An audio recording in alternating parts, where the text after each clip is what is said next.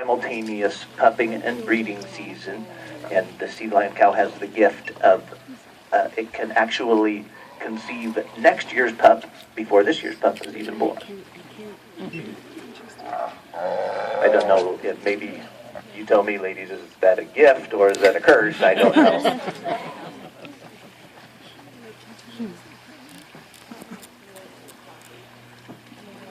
Pups waiting for mama. Mama's not coming back. This is the weaning season for the sea lions now.